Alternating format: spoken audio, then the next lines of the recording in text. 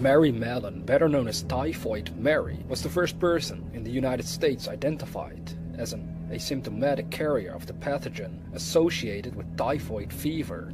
She was presumed to have infected 51 people, 3 of whom died over the course of her career as a cook. She was twice forcibly isolated by public health authorities and died after a total of nearly 3 decades in isolation. From 1900 to 1907, Mallon worked as a cook in the New York City area for 7 families. In 1900, she worked in Mamaroneck, New York, where, within 2 weeks of her employment, residents developed typhoid fever.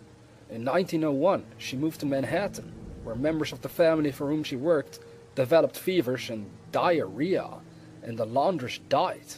Mallon then went to work for a lawyer. She left after 7 of the 8 people in that household became ill.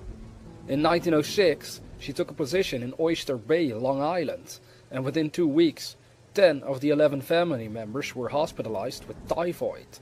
She changed jobs again, and similar occurrences happened in 3 more households. She worked as a cook for the family of a wealthy New York banker, Charles Henry Warren.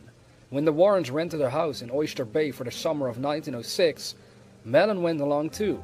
From August 27th to September 3rd, 6 of the 11 people in the family came down with typhoid fever. The disease at the time was unusual in Oyster Bay, according to 3 medical doctors who practiced there.